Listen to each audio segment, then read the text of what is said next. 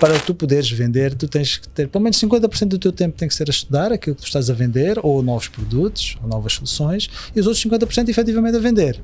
Não podes ser vendedor sem conhecer os teus produtos e serviços. Quando o mercado é diversificado, como lidar? Existe uma complexidade porque nós, como consultores financeiros, temos que entender o negócio do cliente praticamente em 30 minutos.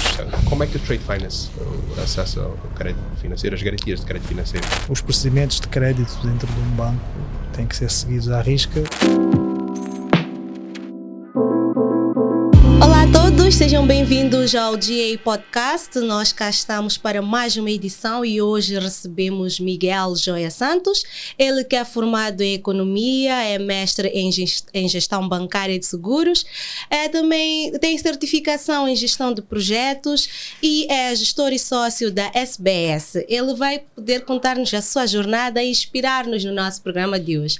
Desde já, bem-vindo ao nosso podcast. Olá Jéssica, muito obrigado pelo convite, muito obrigado ao Dennis também, à Global Alliance, é uma honra e privilégio estar aqui, vamos conversar. Que bom, fantástico Miguel. Vamos falar hoje um bocadinho sobre uma larga experiência que o Miguel tem, que é em termos de Trade Finance e obviamente também aquilo que é o seu percurso no empreendedorismo, né? Gostávamos então, talvez como pontapé de partida, entender um bocadinho sobre aquilo que é o seu percurso profissional e aquilo que são os marcos que encontrou na área de Trade Finance, que é obviamente disruptivo, acredito eu, ou novo aqui no nosso mercado e que o Miguel abraçou com muito gosto. Obrigado, Denis. É muito interessante estar a falar deste tema aqui na Global Alliance, porque por duas vezes a Global Alliance participou nesse processo disruptivo, às vezes sem terem atenção que exatamente isso estava a acontecer.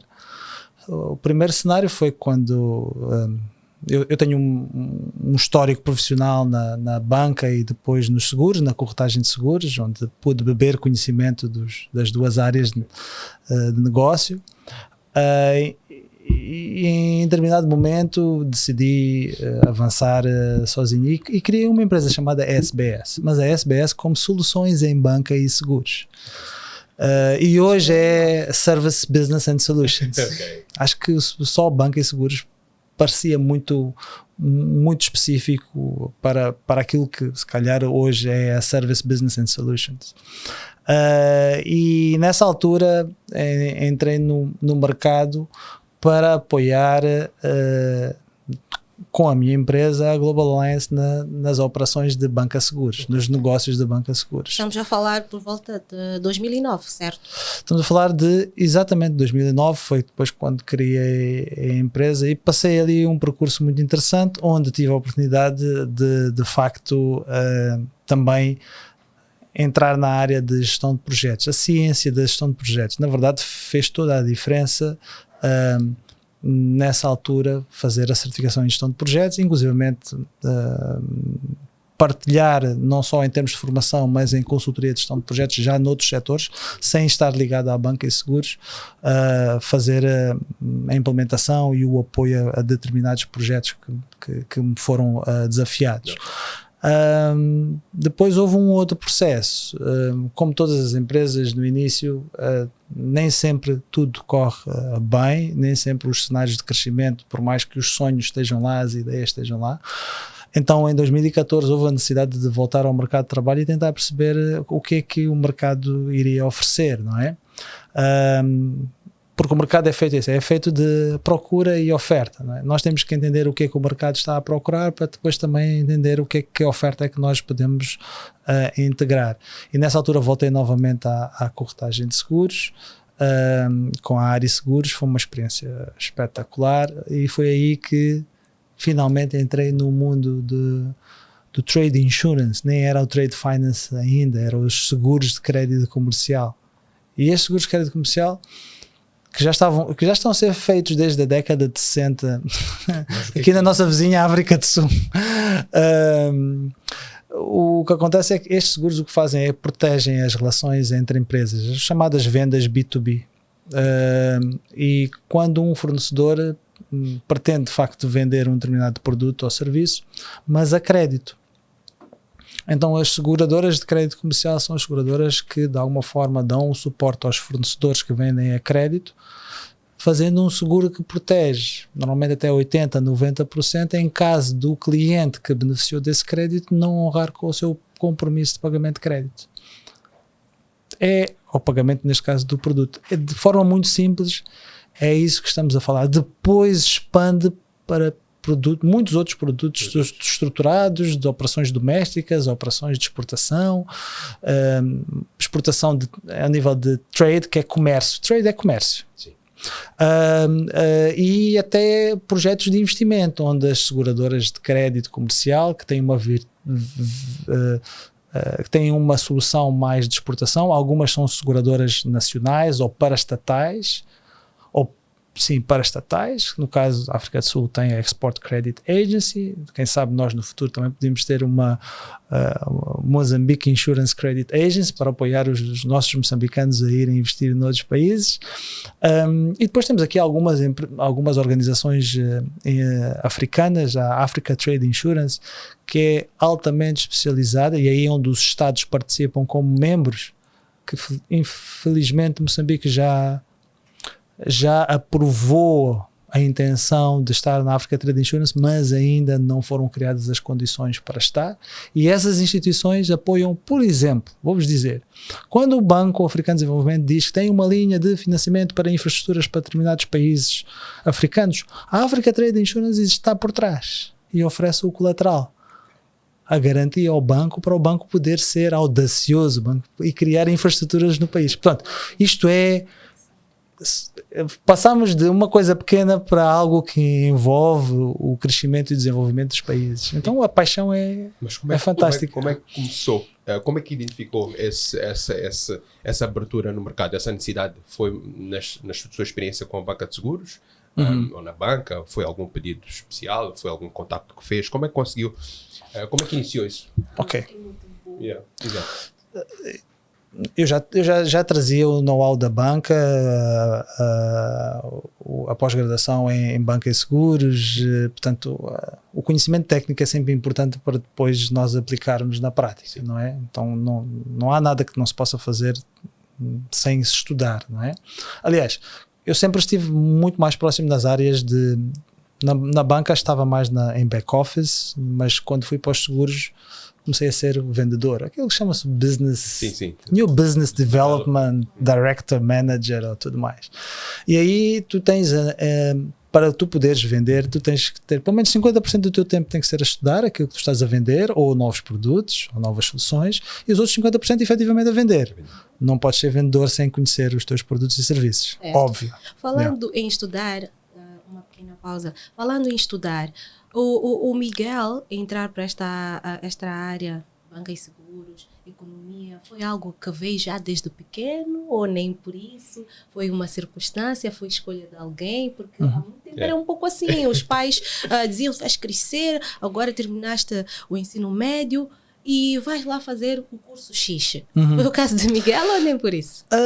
Não, acho que não foi, mas eu vou explicar um pouco, partilhar um pouco o meu percurso. Eu nasci em Moçambique, sou moçambicano, mas os meus pais tomaram a opção de eu e o meu irmão estudarmos em Portugal. Então, aos 6 anos de idade, fui para Portugal e fiz todo o meu ensino, desde o primário, preparatório e até à universidade. Mas as raízes estiveram sempre cá e o objetivo era sempre voltar para Moçambique. Acho que tudo aquilo que tinha a ver com a forma como o país estava-se a transformar faz com que nós pensemos qual era a melhor maneira de vir para Moçambique e apoiar e crescer. E dizia-se sempre na altura que o curso de Economia era um curso que poderia ajudar quer a ingressar no mercado de trabalho, quer possivelmente a participar um pouco no crescimento e no desenvolvimento do país. Sempre foi muito o interesse. Então foi por isso que comecei na área da economia e depois, fruto por estar a trabalhar na área da banca, envolver-me na área da gestão de bancos e seguradoras, e aí começa a paixão também pelo negócio das seguradoras, E, portanto, uma coisa puxa a outra, ou seja, a academia puxa o interesse profissional e empresarial e, portanto, surge... Sim, empreendedor, empresarial e tudo surge de forma natural pela ansiedade não só de obter conhecimento, mas também transformar esse conhecimento em algo palpável, não é? Soluções que o mercado muitas vezes não tem ou que não tem conhecimento. Ninguém inventa nada hoje em dia, quer dizer, houve um senhor que inventou a inteligência artificial, então acho que está mas no final do dia ninguém inventa, nós melhoramos aquilo que já existe ou adaptamos, localizamos ao nosso território em Moçambique. Aquilo que nós tentámos fazer foi encontrar as soluções mais adaptadas a Moçambique.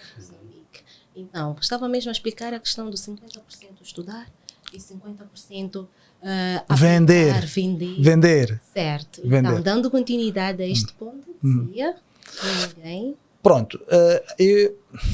É muito importante que as pessoas entendam que os negócios não se criam só porque nós queremos abrir um negócio, não é? Então, nós criamos um negócio porque temos uma especialidade em alguma área, não é? E a partir daí continuamos a desenvolver os negócios e tentamos procurar as oportunidades desses negócios. Só que nós, quando nos deparamos com a realidade, percebemos que nem tudo é aquilo ou que está nos livros ou aquilo que sonhamos e pretendemos aplicar. Então há todas aquelas volte-faces, riscos, dificuldades da próprio governo, situação, o teu ecossistema, tudo que gira à tua volta, não é? E isso faz-nos também crescer nas outras componentes, né? A componente dos soft skills, a componente da liderança, a componente da comunicação, a componente da gestão de negociação, e a gestão de projetos foi muito útil, vocês não fazem ideia como o adquirir conhecimento nas áreas, adquirir a gestão de projetos como uma área de conhecimento faz toda a diferença. E se formos a perceber, mesmo a nossa vida não deixa de ser projeto, e dentro da vida ter vários projetos, né? Alguns têm claramente um princípio, um meio e um fim, outros têm um princípio e meio e depois já não entra tanto o fim, porque entramos na fase da operação, né? E nas empresas existe isso mesmo também. Então foi impactante esse percurso.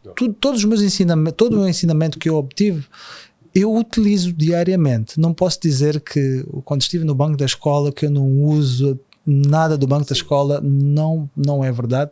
Eu aplico praticamente todos os dias tudo o que aprendi. E estou muito grato, por esse percurso, não é? E agora com uma carreira enorme, 20 anos de trabalho. Sim. Mais ou menos isso? Sim, 22 anos.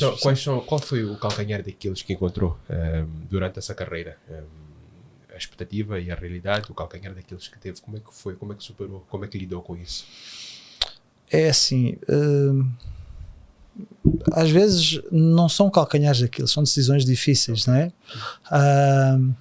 As decisões difíceis são aquelas que nos transformam mais. É engraçado. Sempre que eu tive uma decisão difícil, que foi, por exemplo, não fazer aquilo que tu gostarias de fazer. Então, eu em determinado momento da minha vida, gostaria de estar sempre como empresário, empreendedor, independência, não ter chefe. Porque muitas vezes os empresários simplesmente abrem a empresa porque não conseguem ser chefiados por algum momento. E foi um pouco isso que me aconteceu. Não porque as empresas por onde eu passei não fui bem sucedido, muito pelo contrário, é uma questão interna da pessoa, não é? Então as decisões sempre mais difíceis foi quando em determinado momento tive que voltar novamente ao mercado de trabalho e dizer assim, infelizmente eu não tive conhecimento suficiente para andar sozinho, e em determinado momento da minha vida percebi que sozinho não se faz absolutamente nada, e mesmo aquele modelo de não, se queres ir rápido vai sozinho, se quiseres ir longe vai acompanhado, não é verdade. Sozinho nem rápido tu vais. Hoje em dia as dependências são tão grandes que esse provérbio, esse dizer já nem se aplica. Então a decisão mais difícil foi deixar de fazer aquilo que tu gostas de fazer e voltar a fazer aquilo que é necessário fazer, que na altura foi voltar ao mercado de trabalho, encontrar novamente, que revelou-se a melhor decisão, né? Voltar a encontrar novas oportunidades, novas soluções, novas demandas e mudar completamente novamente a maneira de voltar a empreender uns anos depois, que voltei em 2018, 2019. Okay. Mas logo de seguida apanhou um momento difícil ou não foi tão difícil? Não, os momentos não houve nenhum momento difícil propriamente dito. O momento mais difícil é quando tu empreendes sozinho. Foi um momento entre 2009 e 2014. Não tem nada a ver. Gostaria de ter continuado com os temas relacionados com o Trade Insurance, o Trade Credit Insurance, mas efetivamente o nosso país não permitiu. Houve a crise de dívidas ocultas, então houve investimentos que saíram do país e, portanto, andámos para trás uns 10 ou 20 anos ao nível da nossa economia para voltarmos a ganhar confiança nos mercados. E se nós não temos confiança nos mercados, não temos crédito. Se nós não temos crédito, não podemos usar esses instrumentos para alavancar os nossos negócios. Então, como eu disse, as dependências são tantas que até dependemos da própria conjuntura económica do próprio país. Não só do próprio país, como também conjuntura mundial. Hoje, atualmente, estamos a viver isso, não é? Guerra Rússia-Ucrânia, a guerra Palestina-Israel, ataques Irão e Israel. Pronto, é uma dependência extrema de tudo. Mas o recebimento por parte das seguradoras, por parte dos bancos, por parte do empresariado do seu produto, a primeira? Foi muito difícil. Foi muito difícil porque, primeiro que tudo, os bancos têm uma política de crédito e que deve ser seguida. E não afastam 1 centímetro dessa política de crédito. Os projetos, os negócios têm que ser bancáveis, têm que ser estruturados. Os empresários têm que também ter um negócio estruturado. Não podem simplesmente ter um contrato e ir a um banco e vamos financiar e agora vou ter com o Miguel e o Miguel vai trabalhar com uma determinada seguradora e vai oferecer um colateral via essa seguradora e tudo vai correr às mil maravilhas. Não, é muito difícil. Primeiro que tudo temos que encontrar parceiros seguradores com robustez e com interesse em investir nesta área de negócio. Depois temos que ter os bancos com limites de contraparte aprovados perante esses parceiros. Os limites é mais ou menos dizer o seguinte: ok, Denis, vais pedir um financiamento no banco e o teu tio é teu avalista. Ok. Mas quem é que diz que o teu tio tem capacidade para ser avalista? Então vais avaliar a capacidade do teu tio para ser avalista desse financiamento. E é isso que se faz. Portanto, é um constante trabalho diário de gestão de stakeholders, recolha de informação financeira, partilha dessa informação financeira, de clientes, fornecedores, seguradoras, bancos, conjuntura económica, entidades internacionais. É complexo, mas é muito recompensador, porque estás efetivamente a trabalhar numa área onde praticamente não tens competição. Mas quando não tens competição, também muitas vezes não tens mercado. Lá está a economia. No longo prazo, a oferta é igual à procura, a procura é igual à oferta. Numa concorrência perfeita. Quando tu tens uma situação de que não tens uma concorrência perfeita, significa que tu não tens demanda ou não tens oferta. Quando existe muita procura, vêm muitos a aparecer. Como, por exemplo, olha, eu vou dizer o exemplo do negócio do Yango, o negócio dos táxis. Antes não havia nenhuma procura, apareceu uma outra entidade, fez, de facto, se calhar, um bom revenue, depois vem um outro novo competidor, vai baixar o preço, então o preço vai igualar mais ou menos aos custos e, na verdade, quem vai entrar nesse negócio, se calhar, nem tem um negócio tão lucrativo como pensava. Do nosso lado é ao contrário, nós temos soluções muito interessantes, mas o mercado não está preparado para as absorver. Então temos que encontrar clientes que criem track record no mercado, o que é que vai acontecer no futuro? E é isso que a gente deseja, é que a demanda aumente e a oferta aumente. Significa que nós também vamos ter concorrentes no mercado, especializados também nesta área, que depois também executem bem o seu trabalho e criem uma experiência positiva no mercado, e o setor continua a crescer. Volto a dizer, este setor na nossa vizinha África do Sul, em termos de seguros, de trade insurance, é maior que todo o setor de seguros em Moçambique. Só uma área de negócio. Portanto, como podem ver, é possível também desenvolver estes projetos em Moçambique e criar este setor de negócio. Olhando para aquilo que é o seu trabalho diário, consultoria e também a corretagem, olhando especificamente para o lado de consultoria, é lidar com empresas diferentes, ramos diferentes.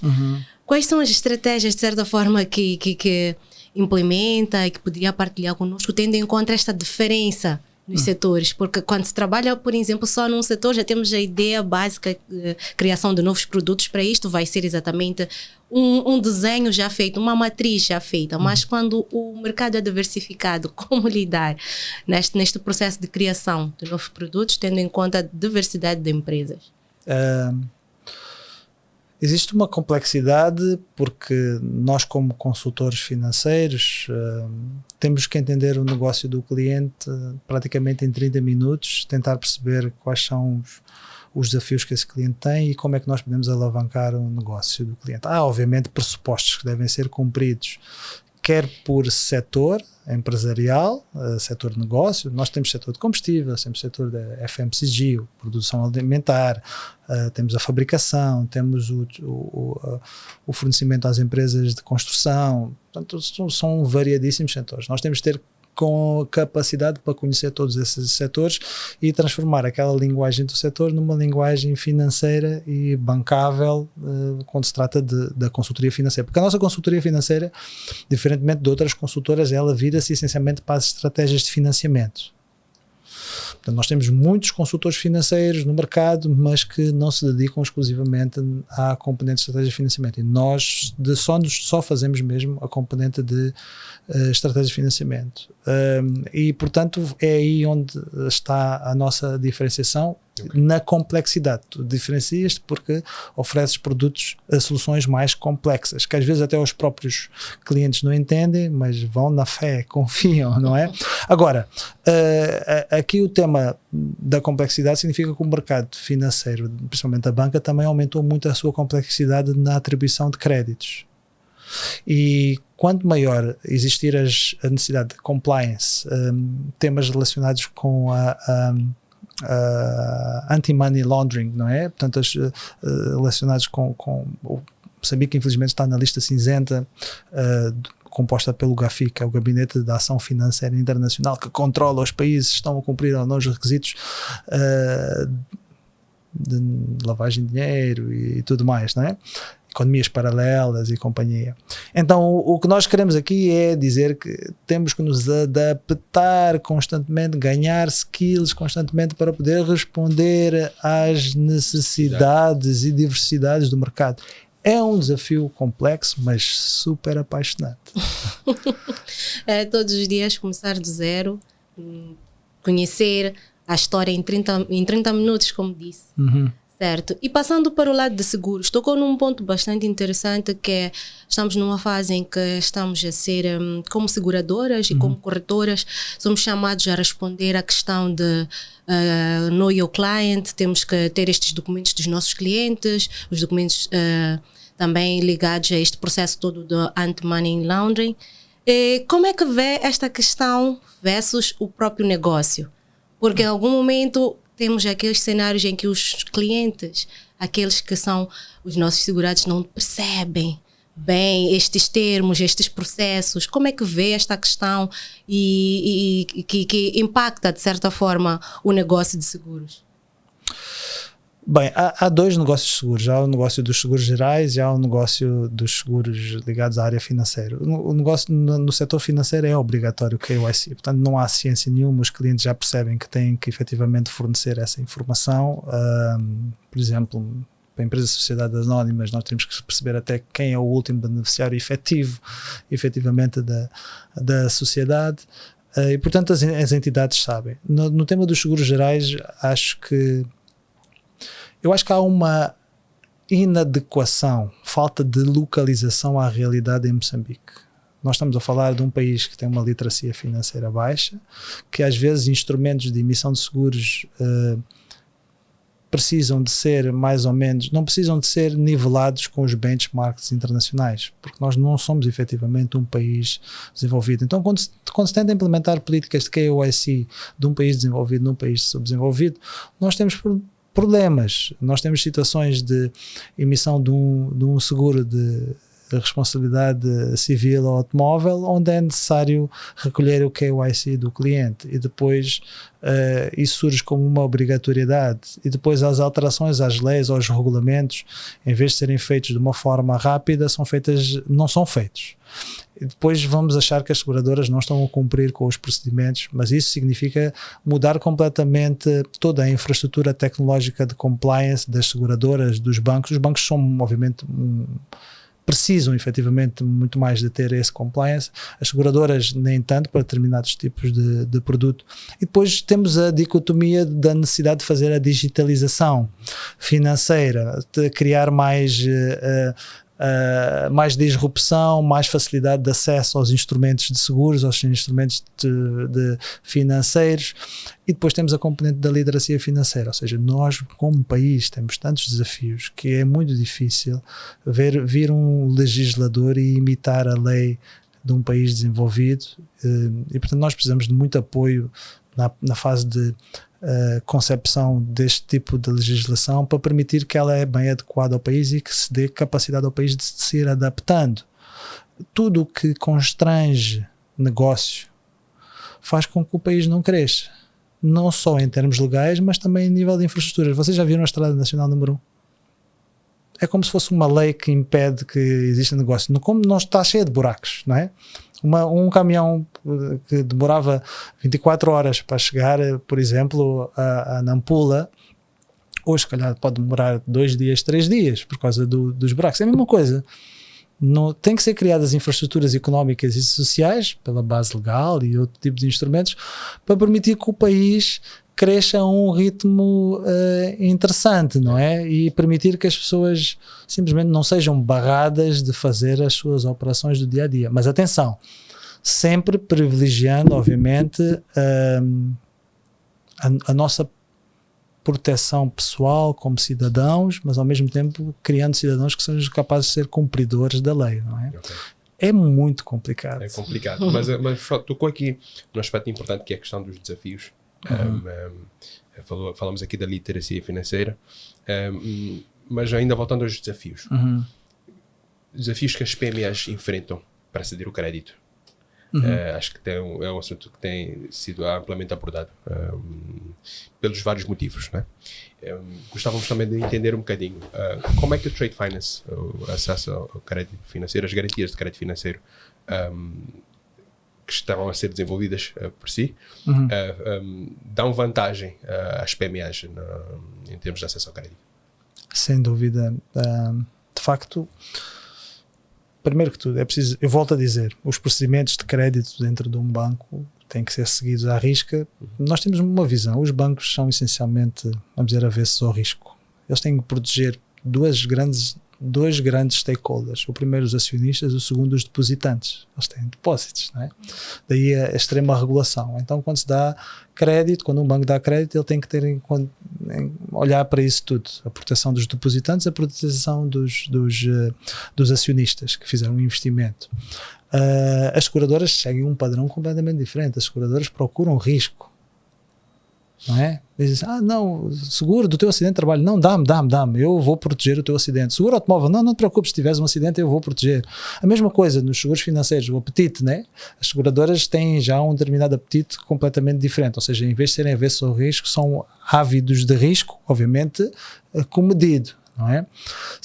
Havendo conhecimento do lado das seguradoras, do lado dos advisors, brokers, seguros, mercados, para investir neste tipo de instrumentos, esses instrumentos são lançados no mercado e depois são lançados no mercado com um determinado pressuposto que devem ser cumpridos por parte das empresas, ok?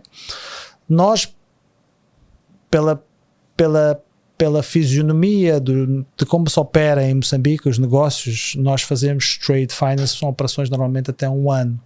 São contratos, ajudamos empresas a financiarem as suas ordens de encomenda através dessas soluções alternativas na oferta de colaterais, as garantias de trade finance que são aprovadas nos bancos, e esses colaterais permitem que o banco cumpra o checklist de aprovação do financiamento. Esse é aí onde nós surgimos. O que a PME tem que reunir? Primeiro, ela tem que ter uma capacidade de execução de contrato. Então, nós analisamos essa capacidade de execução de contrato. Segundo, tem que ter efetivamente o contrato na mão. Tem que ter a ordem de encomenda, o contrato. Tem que ter um contrato que seja lucrativo, que seja rentável. Então, nós analisamos a rentabilidade do contrato. Há cenários muito interessantes. Há cenários de empresas que vêm ter connosco e apresentam-nos um contrato, apresentam-nos os custos, o breakdown dos custos para fazer, e o contrato simplesmente não é rentável. E a gente começa a pensar assim, mas ok, porquê que tu estás aqui? Então temos que fazer um trabalho de revisitar a forma como a empresa se posiciona no mercado, porque vejamos, nós não podemos ter a rentabilidade porque por algum motivo vamos ter uma compensação de IVA, de impostos, e é nessa compensação de impostos que nós vamos ganhar o nosso lucro. Não é possível fazer isso. Então há muitos cenários e muitos desafios que nos são lançados. O que é que está a acontecer? E isto é muito importante. Nós, como empresa, também não fomos capazes de resolver todos os pedidos dos nossos clientes. Quando iniciamos as nossas operações, nós só conseguíamos trabalhar com operações acima de 30 milhões de meticais, 500 mil dólares para cima. Porquê? Porque o nosso tempo também é pago, não é? E é muito difícil tu apoiares um cliente que vem pedir um valor baixo, porque efetivamente o teu custo para apoiar vai ocupar uma grande margem do próprio negócio do próprio cliente. Então nós tínhamos clientes a nos apoiar, a nos fazer pedidos para apoiar a fazer financiamento, fornecimento, mas os fornecimentos eram muito pequenos. Então nós dizíamos, olha, infelizmente eu não vou conseguir. E é uma tristeza, porque a gente às vezes vê que são negócios bons, mas eu não podia pôr a nossa equipa de consultores a afetar horas, porque não iria ser possível. Então nós só trabalhávamos com operações acima de 30 milhões de meticais para cima. O que é mau, não conseguir efetivamente apoiar as empresas mais pequenas. Mas nós já arranjamos solução para isso. Já. Que bom. Já. Então, neste momento, vocês têm estado a focar-se um bocadinho em desenvolver soluções para PMEs, com necessidades, obviamente, abaixo dos 30 milhões de meticais. Sem dúvida. Esse é aquilo. Tivemos que, no final do ano passado, abrir uma outra linha de atuação, uma linha de uma outra empresa que é especializada na subcontratação de contratos e ordens de encomenda. Ou seja, nós aparecemos como subcontratados das pequenas e médias empresas que aparecem com as ordens de encomenda e os contratos para executar. Mas porquê? Porquê que vocês fazem isto? Nós fazemos isto porque percebemos que o contrato é bom. A empresa não tem capacidade efetivamente de ir à banca. Nós analisamos todos os riscos e um dos principais riscos é o risco da execução do próprio contrato, o risco logístico ou até o risco de desvio da aplicação. Os bancos, por algum motivo, não colocam dinheiro nas contas das empresas porque depois pode existir efetivamente o risco de desvio da aplicação. Infelizmente, ainda há muito o cenário de que o caixa da empresa é uma extensão do bolso do dono da empresa. Então não pode ser. Então temos que efetivamente criar aqui um mecanismo de mitigar isto. Então esta é a oportunidade de aparecer como subcontratado dessas PMEs. Incrível, não é? Nós somos subcontratados de uma PME, quando na verdade devíamos ser os contratados das grandes empresas. Mas não, nós escolhemos não fazer isso. Nós escolhemos ser subcontratados das PMEs. Nós não somos fornecedores nem da Vulcan, nem da EDM, nem das multinacionais, nem das organizações das Nações Unidas. Nós não estamos no cadastro de fornecedores dessas empresas. Nós queremos trabalhar com as empresas que trazem esses contratos e nós vamos ajudá-las a fornecer em parceria. Em parceria. Ok, fantástico, fantástico. E sabe-se de antemão que a comunicação é a base. Uhum. Se há a criação de um novo produto, se há algum desenvolvimento a ser feito, é necessário que haja uma comunicação efetiva. Esteve aqui a falar de uma empresa nova, com esta linhagem de apoio para PMEs. Como é que vocês têm estado a posicionar-se em termos de expandir esta informação, garantir que saiba-se que existe esta oportunidade a nível do mercado? Bem, nós na SBS já tínhamos vários mecanismos de comunicação, através das nossas redes sociais, parcerias com revistas, criamos um minuto de literacia financeira e seguros diário, uma publicação diária que sai nas nossas redes sociais, e que tentamos obviamente partilhar na medida do possível com o nosso público-alvo. Quando abrimos a empresa, chama-se Suprimose, quando abrimos a Suprimose também passámos a partilhar uma rúbrica segunda, quarta e sexta, a literacia em supply chain. Então também seguimos a mesma estratégia, então somos contactados por variados canais, temos o histórico de todas as operações da SBS que por algum motivo ou por outro não conseguimos apoiar e agora voltamos a falar com esses clientes e voltamos a pegar nessas oportunidades. Mas ora vejamos, vamos pôr números na mesa, ok? Imaginemos, por exemplo, que a Vulcan ou a EDM ou outra empresa tem cerca de 3.000 fornecedores. São 3.000 fornecedores, são 3.000 potenciais clientes. Então nós engendramos de alguma forma mecanismos de conseguir chegar a esses clientes, porque esses clientes são os nossos potenciais clientes. Então as formas de comunicações são várias. Boca a boca, os próprios bancos muitas vezes recorrem aos nossos serviços para apoiar essas empresas, as seguradoras também nos apoiam, um cliente chama outro cliente e, portanto, eu acho que o mecanismo de comunicação está a correr perfeitamente porque cada vez mais somos considerados a empresa de especialidade e de referência em Moçambique. Isso foi conquistado com esforço árduo, muito suor, muitas lágrimas, sem sangue, mas foi conquistado com muito suor, mas também com muito prazer, só para perceberem. Nós temos sempre uma equipa muito curta de pessoas e trabalhávamos também com consultores externos, como uma realidade de qualquer empresa de consultoria, não é? Então trabalhamos sempre com uma média de 8, 9 pessoas dentro da empresa, depois outros consultores externos. Neste momento abrimos a Suprimose, já temos 15 pessoas internas e acho que não vai parar por aqui, porque aquilo que nós queremos oferecer é uma experiência de nível de serviço aos nossos clientes incomparável, ou seja, transformar a experiência das empresas que venham ter connosco numa experiência de crescimento e sustentabilidade do seu negócio. Para isso, tu não podes ter a mesma pessoa a gerir 30 ou 40 clientes.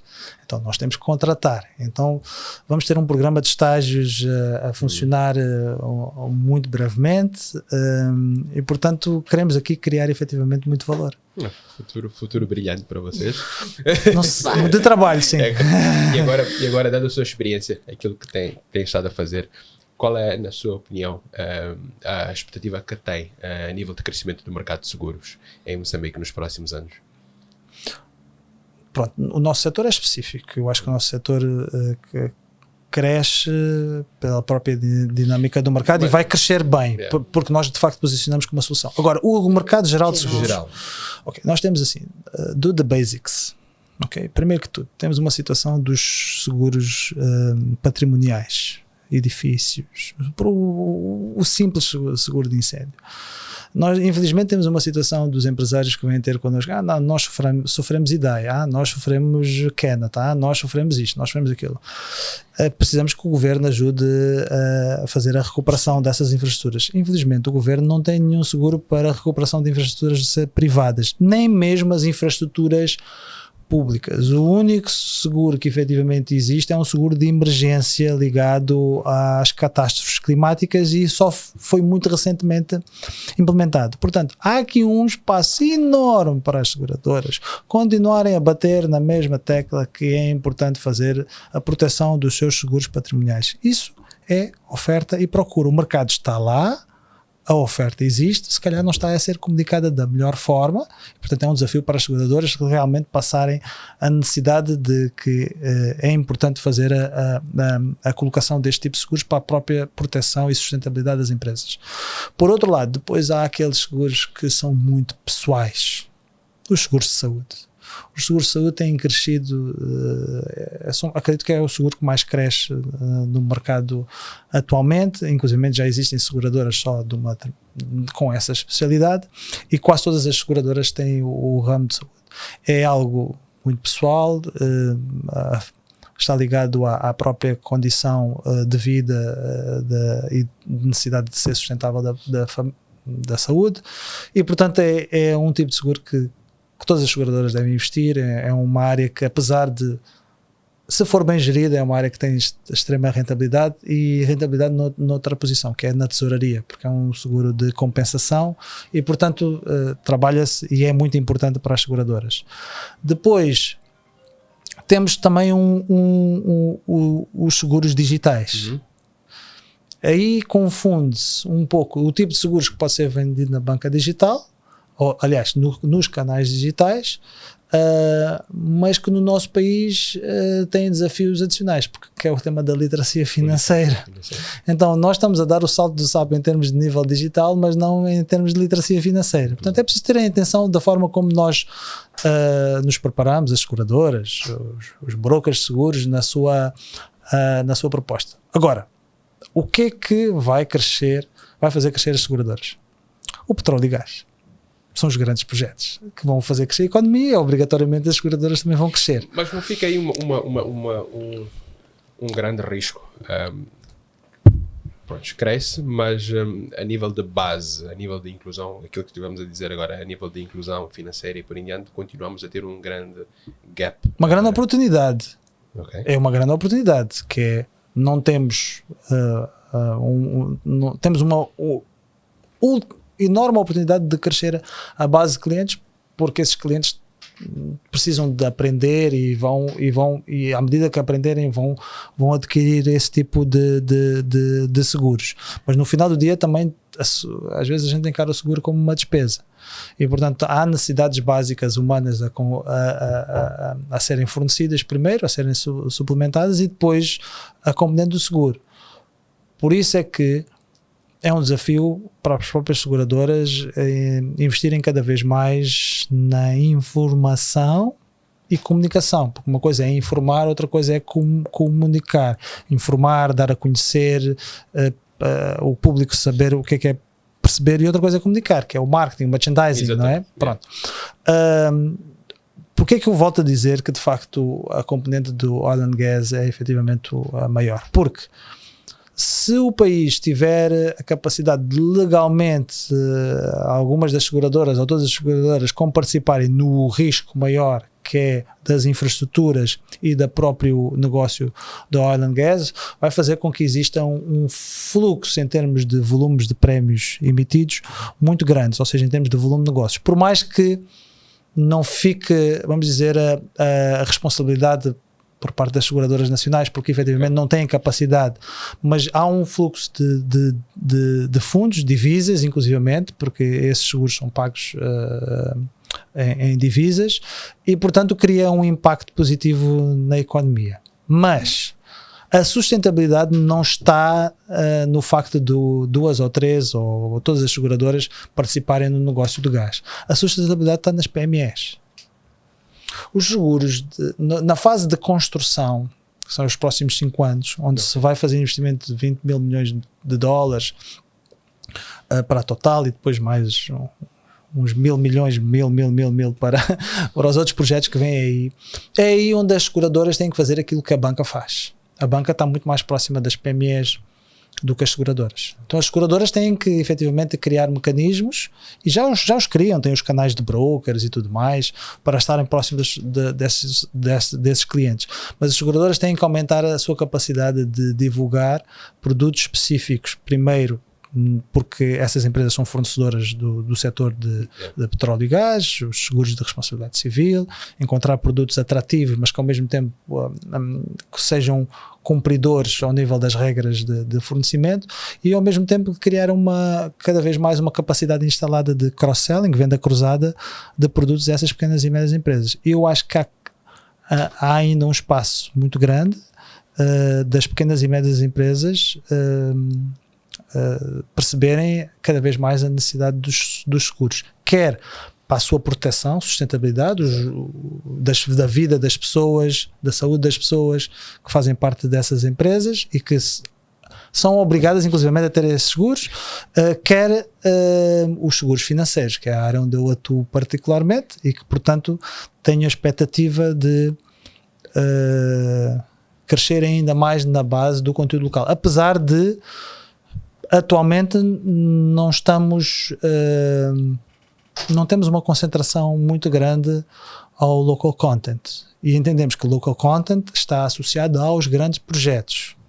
Local content, conteúdo local é mesmo para estes grandes projetos, é por isso que surge a figura de conteúdo local. Antes, quando não haviam estes grandes projetos, não existia a figura de conteúdo local e a economia funcionava da mesma forma. Portanto, investimento em pequenas e médias empresas, né? Divulgação de produtos e serviços, produtos de seguros para pequenas e médias empresas, quer de proteção, quer de alavancagem do seu próprio negócio, ver as seguradoras efetivamente como parceiros das pequenas e médias empresas. São poucas as seguradoras que dizem eu sou parceiro das PMEs, produtos especializados, área da saúde, digitalização, mas associada a bons mercados. Temos o seguro funeral que já está a ser vendido em plataformas como Pesa e tudo mais. Portanto, eu acho que há muitas condições para crescer, mas sempre com os desafios, não é? Okay. Fantástico. Estou dando aquilo que é a visão do futuro. Sim. Okay. Muito obrigado então, Miguel, por apresentar-nos então com o seu conhecimento. Obrigado. Saber mais sobre Trade Finance, o que tem estado a fazer, e desejamos um futuro brilhante nessa área, e agradecer a todos que nos acompanham para continuarem ligados aos nossos canais Spotify e YouTube. Okay? Obrigado. Obrigado. Thank you.